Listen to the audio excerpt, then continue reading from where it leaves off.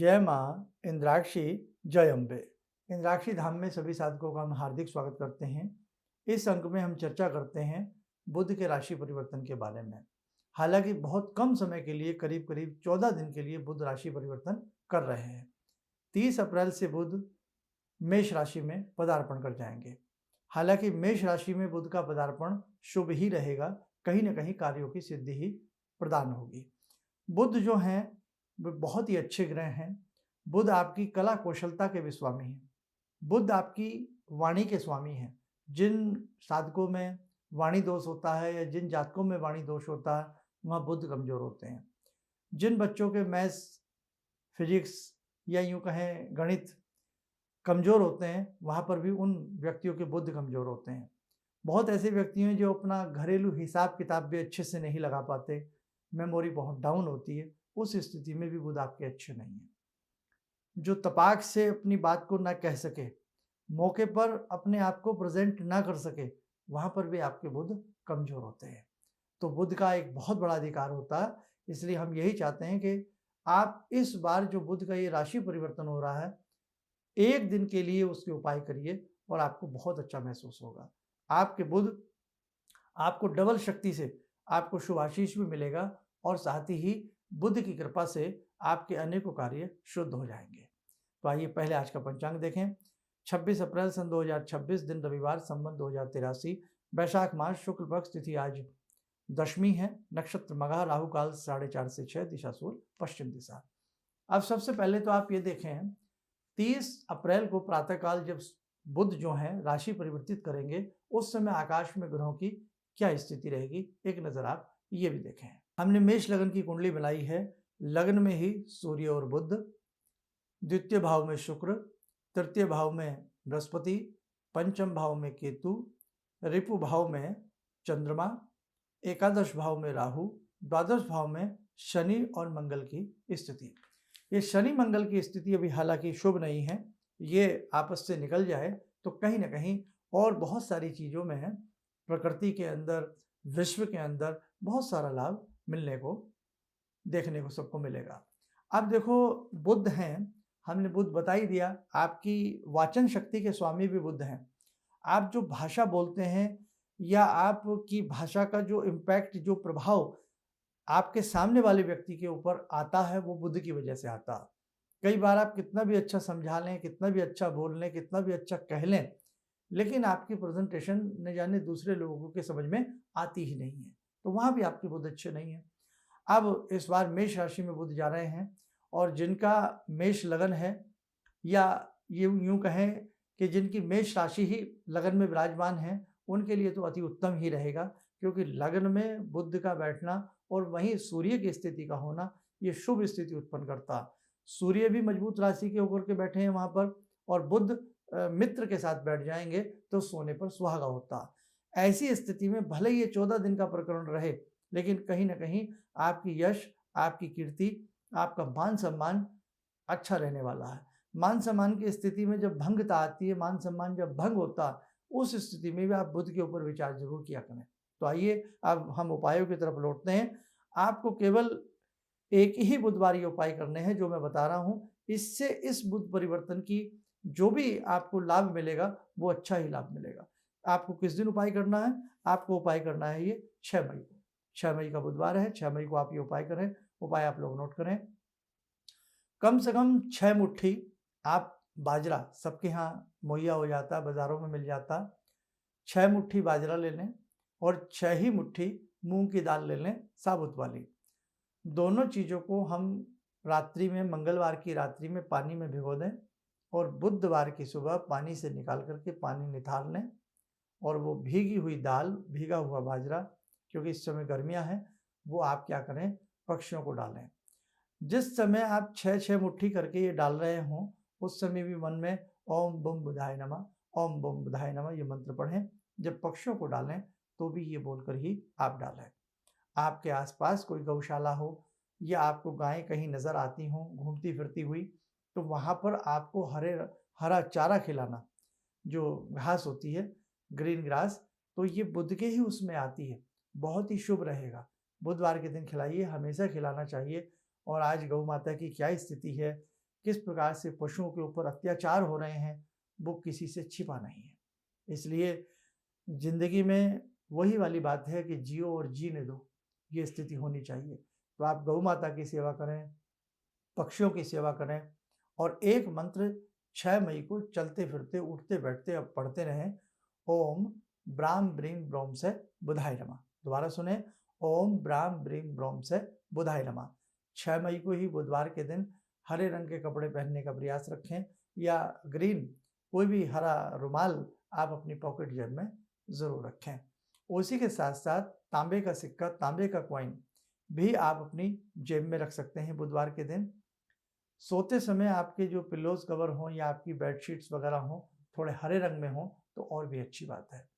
और उसी दिन बुधवार के ही दिन एक काम यदि आप और कर लेते हैं, आप गणेश चालीसा का पाठ भगवान श्री गणपति के सामने बैठ कर के पढ़ें और उसके तुरंत बाद एक माला ओम बुम बुधाय नमः या ओम ब्राम ब्रीम ब्रोम से बुधाय नमः इस मंत्र की आप करें और बुद्ध देवता को प्रणाम करें और यही कहें आपकी ये शुभ स्थिति मेरे जीवन में शुभता लाए।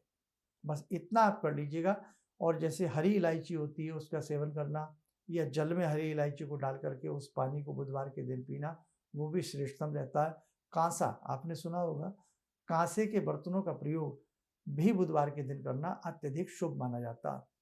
आप अपने घर में कहीं ना कहीं 2-4 गमले प्लांट जरूर लगाते हैं, तो उस दिन प्रयास रखें कि बुधवार के दिन वाटरिंग आप करें, उनमें पानी आप दें। बागवानी से जुड़े हुए जो भी कार्य होते हैं वो भी बुध के अंतर्गत आते हैं।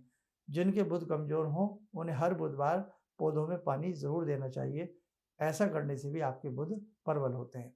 बुधवार के दिन 1-2 पौधा, 1-2 प्लांट धन क्षेत्र में, तीर्थ क्षेत्र में, मंदिर में या कहीं ना कहीं लगा देना चाहिए, उससे भी बुध हमारे अच्छे होते हैं। तो साधक को ध्यान रखना, इन उपायों में से जो भी उपाय आपको सही लगे कि हम कर सकते हैं, आसानी से कर सकते हैं, तो आपको ज़रूर और ज़रूर करना चाहिए। आपके जितने बुध अच्छे होंगे उतने आपकी वाणी में मिठास होगी। आपके बुध जितने अच्छे होंगे उतनी आपकी मेमो अच्छी होगी। आपके बुध जितने अच्छे होंगे उतनी ही आपकी 4 लोगों में किसी महफिल में आपकी शान बनेगी, आपकी प्रेजेंटेशन बहुत ही उत्तम होगी। इसलिए बुध का उत्तम होना नितांत आवश्यक होता है। तो आप इन उपायों को बहुत प्रेम से करिएगा, आपको लाभ जरूर होगा। आइए, समय हो चला है आज की ध्यान साधना का, जुड़ते हैं भगवान श्री कृष्ण से। ओम करारविंदे न पदारविंदम मुखारविंदे विनिवेशयन्तं वटस्य पत्रस्य पुटे शयानं बालामुकुन्दं मनसा स्मरामि बालामुकुन्दं मनसा स्मरामि कस्तूरीतिलकं ललाटपटले वक्षस्थले कौस्तुभं नासाग्रे वरमौक्तिकं करतले वेणुकरे कङ्कणं सर्वाङ्गे हरिचन्दनं सुललितं कंठे च मुक्तावले गोपास्ति परिवेष्टितो विजयते गोपालचूडामणि शान्ताकारं भुजगशयनं पद्मनाभं सुरेशं विश्वाधारं गगनसदृशं मेघवर्णं शुभांगं लक्ष्मीकान्तं कमलनयनं योगवृद्ध्यानगम्यं वन्दे विष्णुं भवभयहरं सर्वलोकैकनाथं। कवच बना लें, ध्यान करें, कृष्ण जी का शुभ आशीष हम सबके ऊपर बरस रहा है।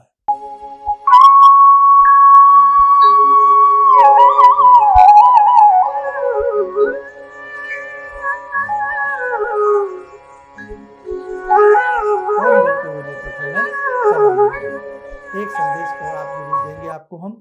10 मई की अष्टमी है, दिन रविवार है और जीवन में नाना भांति के कष्ट हैं कि कोई धन से, कोई तन से, कोई मन से, नाना भांति से हम पीड़ित रहते हैं। तो 10 मई को भगवती का इंद्राक्षी कवच बहुत ही भाव से आप सबके दुखों के निवारण के लिए पढ़ा जाएगा और साथ ही और ऐसी भगवती की स्तुतियाँ वंदना की जाएंगी जिससे आपके कष्ट दूर हों।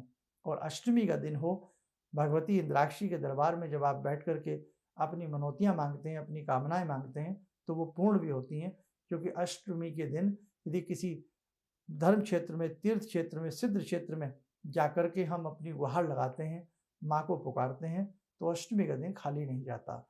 इसलिए आसपास के जो भी साधक इंद्राक्षी धाम में आना चाहते हों, अष्टमी में 11 बजे से लेकर के 1 बजे के बीच का समय रहेगा, लेकिन समय पर पधारने का प्रयास रखें तो आपके लिए बहुत अच्छा रहेगा।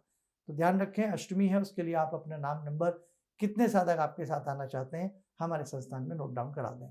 दूसरा संदेश, 1 मई से 14 माला गायत्री माता की प्रारंभ कराई जा रही है। जो भी साधक इसमें भाग लेना चाहता हो तो जरूर भाग ले। यदि आप इतनी माला नहीं कर पाते हैं तो जितना भी आपसे 5-10 मिनट गायत्री मंत्र बन पड़े आप लोग जरूर करें।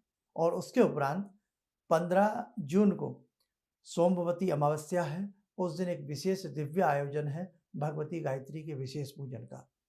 जिस साधक ने गायत्री का पूजन कर लिया, जिस साधक ने गायत्री का यजन भजन कर लिया, वास्तव में उस साधक का कायाकल्प हो जाता। तो 15 जून के कार्यक्रम में भी हम आपको आमंत्रित करना चाहते हैं। आपसे जितना मंत्र पढ़ा जाए आप पढ़ें। बहुत लोगों ने पूछा क्या 14 माला परिवार के सभी लोग मिलकर के कर सकते हैं? ऐसा भी कर सकते हैं, पति पत्नी कर सकते हैं, बच्चे मिलकर के कर सकते हैं, अकेला व्यक्ति भी कर सकता है, और ना भी हो तो जितना भी आपसे चलते फिरते हो सके उतना आप गायत्री मंत्र इन 45 दिनों तक करना, 1 मई से लेकर के 14 जून तक। और 15 जून की प्रातःकाल करीब 10 बजे से, क्योंकि गर्मियाँ ज़्यादा हैं इसलिए 10 बजे से ये पूजन प्रारंभ होगा। और सोमवती अमावस्या है, गंगा का वहाँ तट है, इसलिए आप लोग आने का मन जरूर बनाएं, स्वयं भी आएँ और अपने साथ अपने मित्रों को, परिवारजनों को, परिजनों को लाने का ज़रूर प्रयास करें, ताकि इस गंगा में वो भी डुबकी लगा सकें, भगवती गायत्री का शुभ आशीष, शुभ आशीर्वाद उनको भी प्राप्त हो सके। इसलिए कहते हैं ना, सर्वे भवन्तु सुखिने वाली बात है। तो आप जो भी साधक 15 जून के इस विशेष आयोजन में, विशेष पूजन में आना चाहते हैं, सभी के लिए पूजन निःशुल्क है। वो साधक भी अपना नाम, नंबर लिखवा दें। और जो साधक 10 मई को अष्टमी के दिन भगवती के दर्शन करने के लिए इंद्राक्षी धाम में और अपनी काया का कल्प करने के लिए आना चाहते हैं तो वो भी अपना नाम, नंबर लिखवा सकते हैं। चलिए, आप सब लोग स्वस्थ रहें, सुखी रहें। इन्हीं शुभकामनाओं के साथ हम अपनी वाणी को विराम देते हैं। जय जय अम्बे।